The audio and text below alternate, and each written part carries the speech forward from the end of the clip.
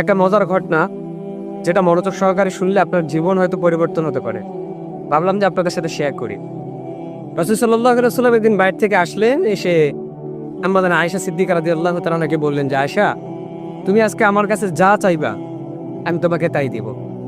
তিনি ভাবতে লাগলেন যে রাসূল সাল্লাল্লাহু আলাইহি ওয়াসাল্লামের কাছে কি চাওয়া যায়, সংক্ষেপে বলতেছি।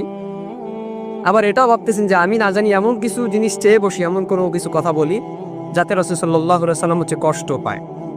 তিনি বললেন যে, ইয়া রাসূলুল্লাহ, আমি কি কারো হেল্প নিতে পারি? বললেন যে, হ্যাঁ, নিতে পারো।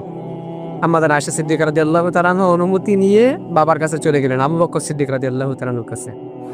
গিয়ে বললেন যে রাসূল সাল্লাল্লাহু আলাইহি ওয়াসাল্লামের কাছে কি এমন জিনিস চাওয়া যায় যেটা তিনি আমাকে দিতে চান এখনই। আবু বকর সিদ্দিক রাদিয়াল্লাহু তাআলা আনহু বললেন যে, তুমি আল্লাহর হাবিব সাল্লাল্লাহু আলাইহি ওয়াসাল্লামের কাছে এমন জিনিস চাও যে তিনি মেরাজের দিনে, মেরাজের রাতে আল্লাহ পাক রব্বুল আলামিনের কাছে যাওয়া আসার মধ্যে কি এমন জিনিস আল্লাহ পাক তাকে বলছিলেন যেটা এখনো পর্যন্ত কোনো মানুষ জানে না, তিনি কাউকে বলেন নাই, গোপন একটা কথা।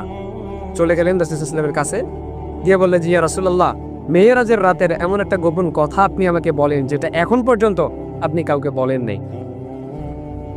তো রাসূল সাল্লাল্লাহু আলাইহি ওয়াসাল্লাম মুস্কি হাসলেন এবং তিনি রসিকতা করলেন একটু আয়েশা সিদ্দিকা রাদিয়াল্লাহু তাআলার সাথে, যে তিনি বললেন যে, আমি যদি গোপন কথা তোমাকেই বলে দিলাম তাহলে গোপন আর গোপন থাকলো কই?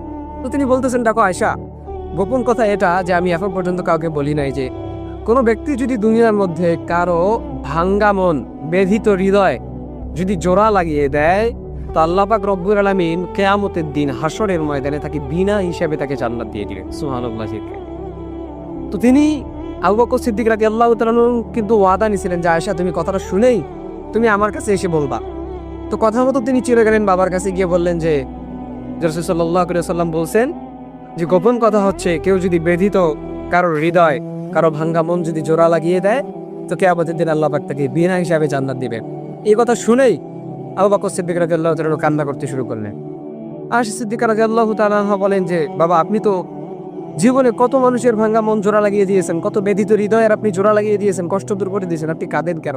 আপনার তো বিনা হিসাবে জান্নাত পাওয়া উচিত। আবু বকর সিদ্দিক রাদিয়াল্লাহু তাআলা বললেন, তুমি একটু কথাটাকে উল্টোভাবে ভাবো। না জানি আমি নিজের অজান্তে কত মানুষের মন ভেঙে ফেলেছি, নিজের অজান্তে কোনো মানুষের হৃদয়ের মধ্যে আমি কষ্ট দিয়ে ফেলেছি। কিয়ামতের দিন যদি আমার হিসাব চান, আল্লাহ পাক যদি বিনা হিসাবে আমাকে জাহান্নাম দিয়ে দেন, তো আমার ফয়সালা আমার সেদিন কি হয়ে যাবে? আমি কি করবো সেদিন? আমার কোনো কিছুই করার থাকবে না, আমি বড় ক্ষতির মধ্যে পড়ে যাও।